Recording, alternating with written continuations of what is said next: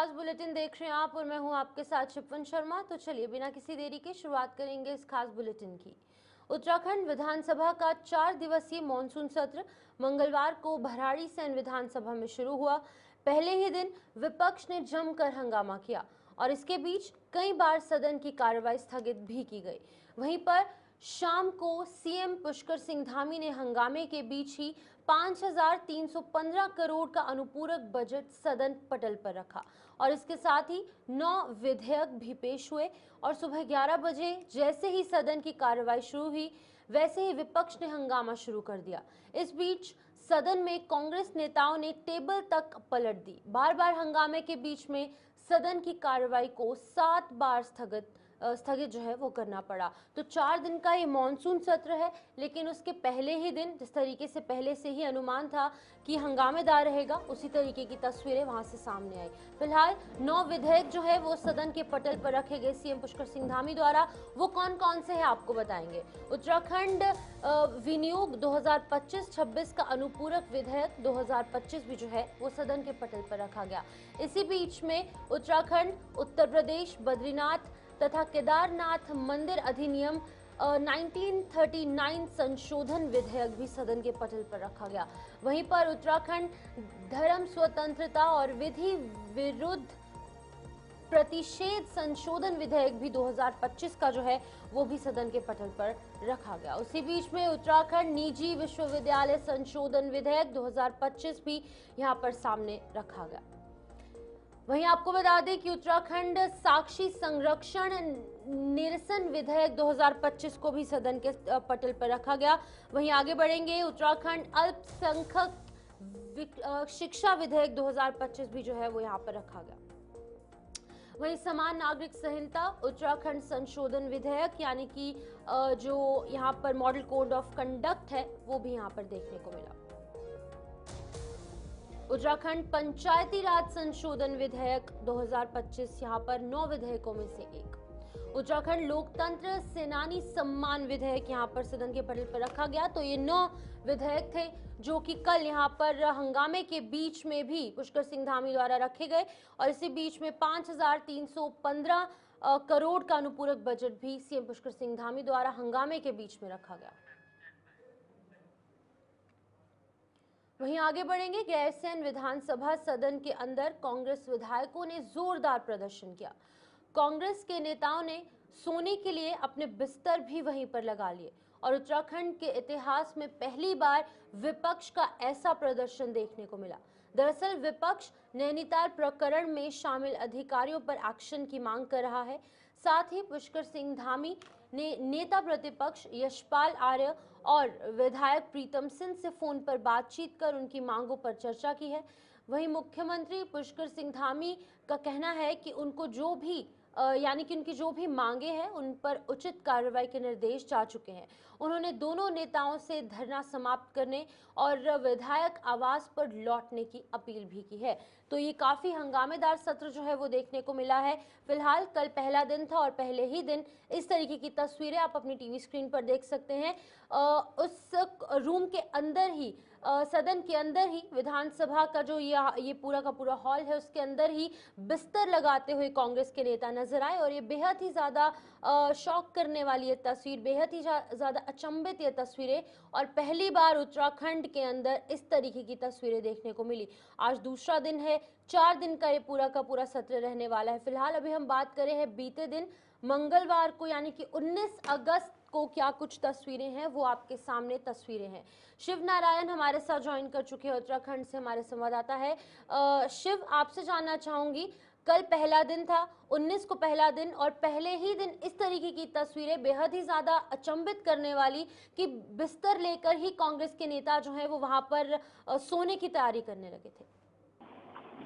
बताना चाहूंगा जिस तरीके से कल ये सत्र शुरू हुआ था तो शुरू में ही कांग्रेस जो विधायक हैं उन्होंने पूरा हंगामा किया और हंगामे के साथ साथ बीच में जब जैसे 11 बजे से सत्र शुरू हुआ तो सदन में ही कई बार स्थगित होने को देखने को मिला। साथ ही साथ यहाँ तक कि इतनी नौबत आ गई कि अमर्यादित की बात करें तो जो सचिव की टेबल विधानसभा अध्यक्ष के सामने होती है उसको भी तोड़ते हुए नजर आए। और वहाँ पे इस वजह से कई जगह जो वहाँ पे ई नेवा का वो दावा किया गया था, लेकिन देखा गया कि जब माइक और टेबल तोड़ा गया तो उससे जो तारे थी वहाँ पे कई लोगों को परेशानियां हुई। और उसके साथ उसके बाद भी कई बार ये वहाँ पे सदन स्थगित किया गया। उसको देखते हुए फिर एक बार फिर दोबारा पुणे 3 बजे तक स्थगित किया गया। 3 बजे के बाद में फिर ये चालू किया गया। उसके बाद में ठीक है, उसके लेकिन बाद में फिर ये देखा गया कि शिव, आपसे जी जानना जी चाहूंगी, लोकतंत्र है देश जी में, कोई भी व्यक्ति किसी भी तरीके से धरना प्रदर्शन कर सकता है, लेकिन जब जी विधायक इस तरीके से विधानसभा के अंदर इस तरीके से प्रदर्शन करेंगे तो कितना उचित है? और क्या कुछ पूरे राष्ट्र में, क्या कुछ अंतर्राष्ट्रीय स्तर पर इस तरीके से एक मैसेज, गलत मैसेज जो है वो जाता नजर आएगा उत्तराखंड का? क्योंकि उत्तराखंड देवभूमि है, इस तरीके से बिस्तर लेकर यहाँ पर प्रदर्शन करना कितना उचित है आपके हिसाब से?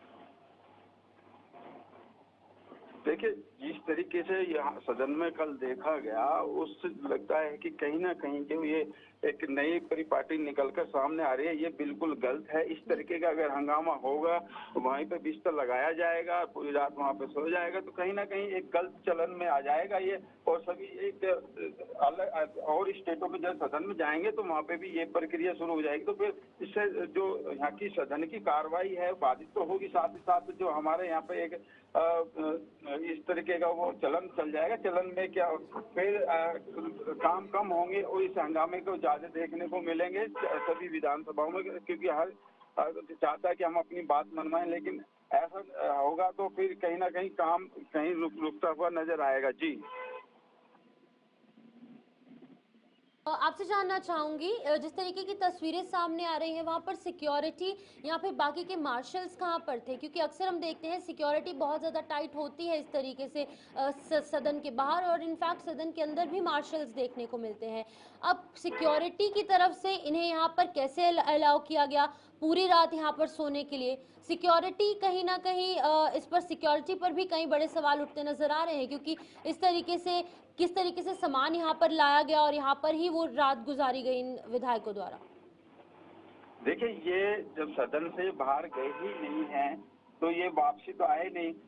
जैसे ही 3 बजे तक इस सदन स्थगित हुआ था, ये तब से ही वहीं पे हैं। बाहर से जो इनको सिक्योरिटी द्वारा या किसी भी तरीके से जो इनके हॉस्टल है वो जो विधानसभा जो परिसर है उसके आसपास है, हमसे ही नहीं उनको मंगाया गया। लेकिन हाँ, सुरक्षा को देखते हुए ये बड़े वो हैं, लेकिन ये जनप्रतिनिधि हैं तो कहीं ना कहीं इनको कुछ ना कुछ तो छूट दी होगी। लेकिन ऐसा होना नहीं चाहिए कि वहाँ सदन के अंदर ही इस तरीके का, अगर आज कल उन्होंने ये सामान बनाया, कल को और भी कुछ वहाँ पे इस तरीके का वो कर सकते थे जिससे कि बहुत बड़ी परेशानी भी हो सकती है। लेकिन ये जांच का विषय है कि किसने इनको इजाजत दी, कौन, क्या इनके अधिकार क्षेत्र में ये है, ये सब चीज देखने वाली बात है कि जब तक अगर अधिकार क्षेत्र में है तो ये कर सकते हैं, अगर अधिकार क्षेत्र में नहीं है तो ये बहुत ही सही नहीं हुआ है। इसको देखते हुए ये जांच का विषय है। जी बिल्कुल, जैसे आपने कहा कि ये जांच का विषय है, तो इसको लेकर क्या कुछ स्टेप्स उठाए गए हैं, चाहे सीएम पुष्कर सिंह धामी है या फिर बाकी की जो एजेंसीज है उनकी तरफ से क्या कोई कमेटी गठित की गई है ताकि इन विधायकों पर एक्शन लिया जा सके? क्योंकि बिल्कुल भी उचित नहीं है जो तस्वीरें पहली बार सामने आई है उत्तराखंड से। वही मैं बताना चाहूंगा कि अगर इस तरह की जो तस्वीर निकलकर सामने आई है, ऐसा नहीं है कि इनसे बात न की हो, इनसे बात भी की होंगी। जो विधानसभा अध्यक्ष के द्वारा किसी को नामित तो किया गया होगा, इनसे बात की जाए, इनको मनाया जाए, किस तरीके के ये कार्य न करें। तो ये सब देख रहे हैं, बातें हुई है इनकी आपस में, लेकिन निर्णय क्या निकलता है ये सब चीज देखने वाला। ठीक है, ओके शिव जी, बहुत बहुत शुक्रिया तमाम जानकारी देने के लिए। शिव नारायण यहाँ पर लगातार अपडेट कर रहे थे कि किस तरीके से बहुत ही एक शॉक कर देने वाली तस्वीरें जो है वो उत्तराखंड के सदन के अंदर से सामने आई। आज भी कार्रवाई 11 बजे शुरू हो जाएगी, लेकिन आज क्या कुछ तस्वीरें होंगी वो भी, उनका भी इंतजार रहेगा, क्योंकि कल जब ऐसी तस्वीरें देखने को मिली तमाम विधायक वहीं पर बिस्तर लेकर सोने पहुंच गए, तो आज क्या कुछ और एक स्टेप ऊपर जाएंगे, ये बहुत ही ज़्यादा इंटरेस्टिंग रहने वाला है। और सभी की नज़रें आज उत्तराखंड के सदन पर रहने वाली है। 11 बजे कार्रवाई ठीक शुरू हो जाएगी और आने वाले 2 और दिन जो है कार्रवाई चलेगी। 22 अगस्त तक ये कार्रवाई जो है वो चलने वाली है मानसून सत्र की। इसी बीच आगे बढ़ जाएंगे। भारतीय जनता पार्टी ने सदन में आपदा पीड़ितों पर मरहम लगाने के बजाय कांग्रेस विधायकों द्वारा किए हंगामे और तोड़फोड़ को शर्मनाक और दुर्भाग्यपूर्ण बताया है। प्रदेश प्रवक्ता सुरेश जोशी ने आपदा राहत और बचाव कार्यों पर कहा है कि मुख्यमंत्री पुष्कर सिंह धामी देश के पहले सीएम है जो ग्राउंड जीरो पर 3 दिन तक रहे और जमीनी आंकलन किया। मुआवजे और पुनर्वास को लेकर सीएम और पीएम मोदी की वार्ता हो गई है। फिलहाल रेस्क्यू की तरह प्रभावितों को सबसे अच्छी मदद भी हमारी सरकार समय पर कर रही है, लेकिन विपक्ष संवेदनहीन, गैर जिम्मेदाराना और व्यक्तिगत स्वार्थ का रवैया अपना रहा है।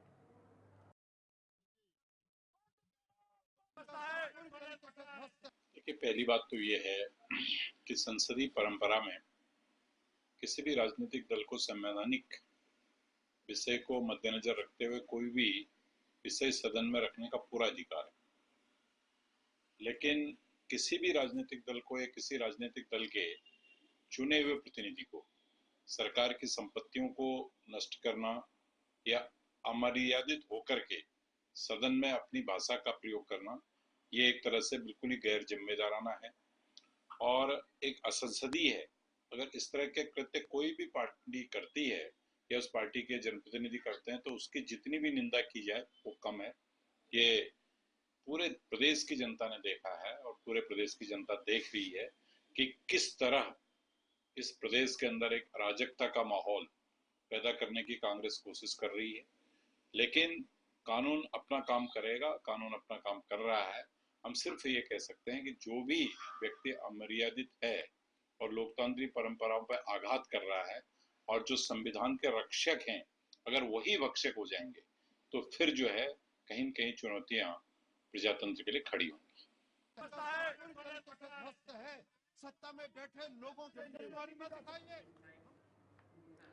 विधानसभा मानसून सत्र के प्रथम दिवस ग्राम्य विकास मंत्री गणेश जोशी ने भराड़ीसैंण में राष्ट्रीय ग्रामीण आजीविका मिशन के अंतर्गत स्वयं सहायता समूहों की महिलाओं द्वारा लगाए गए विभिन्न स्टॉलों का अवलोकन किया।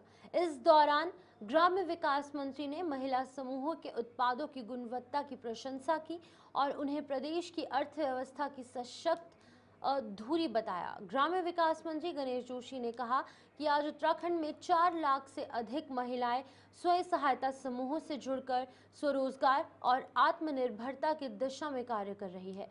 उन्होंने कहा कि राज्य सरकार द्वारा महिलाओं को लखपति दीदी बनाने का लक्ष्य रखा गया था, लेकिन महिलाओं की मेहनत और प्रतिबद्धता से ये संख्या लक्ष्य के साथ साथ और भी अधिक होने जा रही है। मंत्री जोशी ने कहा कि प्रधानमंत्री नरेंद्र मोदी ने देश भर में 3 करोड़ लखपति दीदी बनाने का संकल्प लिया है। निश्चित ही उत्तराखंड इस दिशा में महत्वपूर्ण योगदान देकर देश भर में एक उदाहरण प्रस्तुत करेगा। उन्होंने आगे कहा कि महिला स्वयं सहायता समूह यानी कि सेल्फ हेल्प ग्रुप्स जो हैं वो केवल अपनी आजीविका ही नहीं बढ़ा रहे, बल्कि गांव-गांव में स्वावलंबन और उद्यमिता की नई कहानियां घड़ रहे हैं।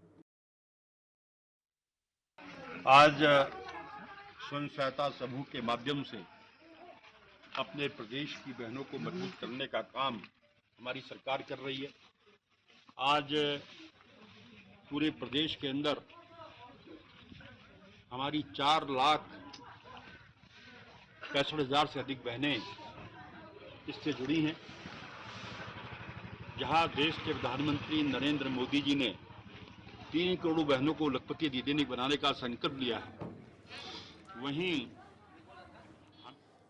विद्यालय शिक्षा विभाग के अंतर्गत प्राकृतिक आपदाओं की वजह से क्षतिग्रस्त होने वाले स्कूलों का जल्द पुनर्निर्माण किया जाएगा।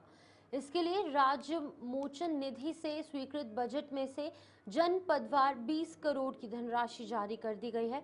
साथ ही सभी मुख्य शिक्षा अधिकारियों को आपदा से क्षतिग्रस्त विद्यालयों और अन्य परिसंपत्तियों के पुनर्निर्माण और मरम्मत कार्य शीघ्र पूरा कर मार्च 2026 तक उपयोगिता प्रमाण पत्र शिक्षा महानिदेशालय को उपलब्ध करवाने के निर्देश जारी किए हैं। प्राकृतिक आपदा से क्षतिग्रस्त शिक्षा विभाग की विभिन्न परिसंपत्तियों और विद्यालय भवनों का शीघ्र पुनर्निर्माण किया जाएगा। राज्य सरकार ने राज्य मोचन निधि से विद्यालय शिक्षा विभाग के लिए करीब 30 करोड़ की धनराशि स्वीकृत की है, जिसमें कि पुनर्निर्माण कार्यों के लिए प्रथम चरण में जनपदवार 20 करोड़ की धनराशि जारी कर दी गई।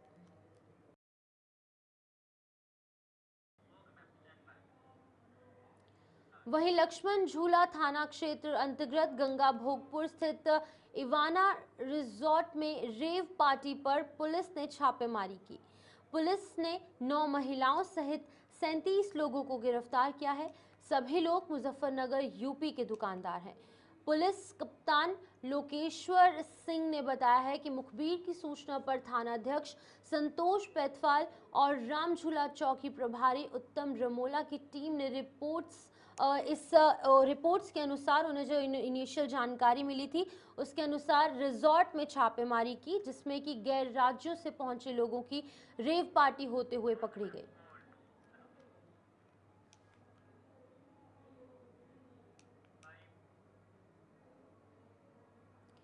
वहीं रुड़की के भगवानपुर विधानसभा में भारतीय जनता पार्टी का कट्टर वोट माने जाने वाला वाल्मीकि समाज भी अब नैनीताल में जिला पंचायत क्षेत्र और पंचायत सदस्यों को वोट नहीं डालने को लेकर वाल्मीकि समाज के युवा सड़कों पर उतरकर सरकार विरोधी नारेबाजी कर भारतीय जनता पार्टी सरकार का पुतला दहन किया गया। इस दौरान वाल्मीकि समाज का कहना था कि एक और सरकार ने वहां पर घोटाला किया, उस पर कांग्रेस के कार्यकर्ताओं पर मुकदमे दर्ज करने का काम किया, जिसके चलते वाल्मीकि समाज में इस बात को लेकर भारी रोष है। उन्होंने ये भी कहा कि कांग्रेस के नेता प्रतिपक्ष से भी धक्का मुक्की की गई, जो कि गलत है। कि जैसे कि आप सबको पता है कि अभी हाल में थोड़े दिन पहले नैनीताल के अंदर चुनाव हुए हैं जिला पंचायत के क्षेत्र पंचायत सदस्य के, तो उसमें सरकार के द्वारा हमारे जो जिला पंचायत जीते हैं और क्षेत्र पंचायत जो जीते हैं उनको वोट डालने नहीं दिया, और इसका विरोध हमारे नेता प्रतिपक्ष यशपाल आर्य जी ने अगर किया है तो प्रशासन के द्वारा उनके साथ में बदसलूकी की गई है, उनको धक्के मुक्के मारे गए, और जितने भी हमारे वहाँ कार्यकर्ता थे उनके ऊपर सरकार के द्वारा। रुड़की नगर निगम के सभागार में तहसील दिवस का आयोजन किया गया। तहसील दिवस के कार्यक्रम में बड़ी संख्या में शिकायतकर्ता पहुंचे।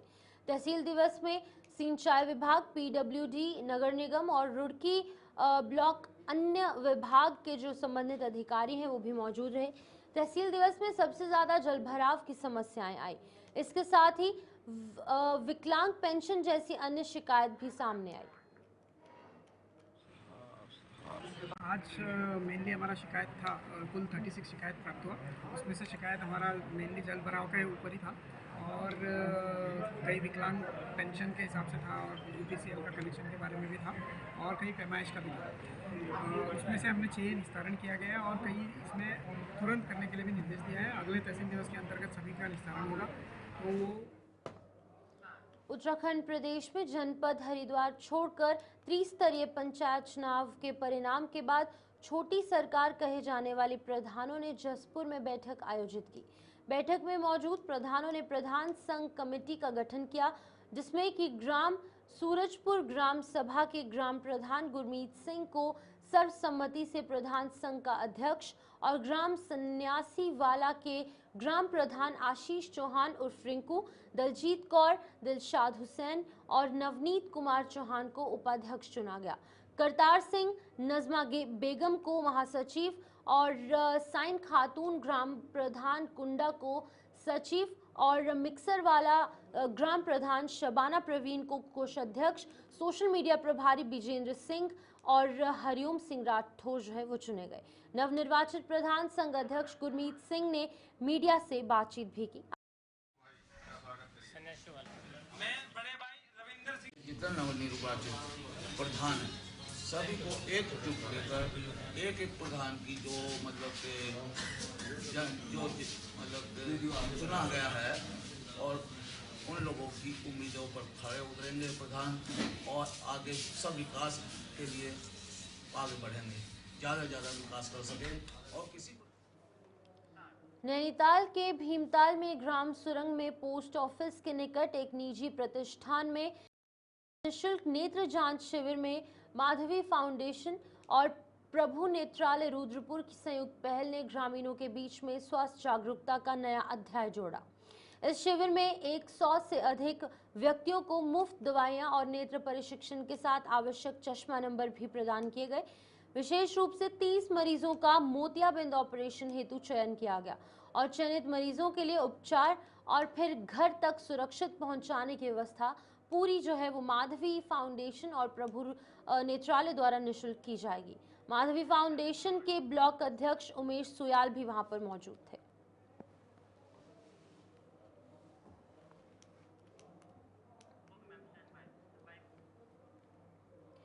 नंदा देवी राजराजेश्वरी सिद्धपीठ देवराड़ा में मंदिर समिति के अध्यक्ष भुवन चंद्र हटवाल की अध्यक्षता में बैठक आहूत की गई, जिसमें कि आगामी 6 सितंबर को सिद्धपीठ देवराड़ा में मेले के आयोजन को लेकर चर्चा की गई। बैठक में अनेक समस्याओं पर विचार विमर्श कर प्रस्ताव पारित किया गया, जिसमें कि रघुवीर सिंह को मेला कमेटी का अध्यक्ष और पद्मा देवी को उपाध्यक्ष घोषित कर दिया गया। संरक्षक अब्बल सिंह गुसाई और साथ ही साथ लाल सिंह और वीरेंद्र सिंह रावत को कोषाध्यक्ष घोषित किया गया। कोषाध्यक्ष मोहन प्रसाद देवराड़ी तथा सक्रिय सदस्य मदन सिंह गुसाई, तेजपाल सिंह गुसाई, शेखर जोशी, पप्पू सेठ, भगत सिंह गुसाई, मालदत्त मिश्रा, केदार पंत, दिलबर सिंह गुसाई, विनोद पांडे, अनुसुया प्रसाद, पुष्कर सिंह को भी सक्रिय घोषित किया गया। सफल आयोजन के लिए गांव की समिति बन जाए। 6 तारीख को मां नंदा की डोली देवराड़ा ग्राम में विराजमान होगी, तो उसकी तैयारियों के लिए आज ग्राम सभा देवराड़ा द्वारा बैठक आयोजित की गई थी। उसमें सभी लोग यहाँ पर उपस्थित थे। हमारे नवनिर्वाचित ब्लॉक प्रमुख, मैं स्वयं और हमारे मंदिर समिति के अध्यक्ष और समस्त ग्रामवासी सभी लोग यहाँ पर बैठक में उपस्थित थे। तो सब लोगों ने व्यवस्था को लेकर के आज चर्चा हुई है मीटिंग में कि मां नंदा की डोली आनी है, विराजमान होनी है 6 महीने के लिए, तो किस तरीके की व्यवस्थाएं यहाँ पर होंगी, कार्यक्रम किए जाएंगे। तो हम लोगों ने भी, मैंने स्वयं से किया है कि नगर पंचायत की तरफ से या मेरे स्वयं के माध्यम से जो भी ग्राम सभा की मांग होगी मुझसे कि मेरे लिए जो भी उनकी रिक्वायरमेंट रहेंगी मैं उसे फुलफिल करने की पूरी कोशिश करूंगी और इस कार्यक्रम को भव्य बनाने का हम पूरा प्रयास करेंगे। और जो 6 तारीख को है यहाँ पर हम एक भव्य मेले का आयोजन करेंगे और जिसमें एक मेला कमेटी अलग से बनाई गई है, जिसमें अध्यक्ष, उपाध्यक्ष और 11 सदस्य बनाए गए हैं। वो मेला कमेटी जो है पूरा आयोजन इसका मेले का देखेगी।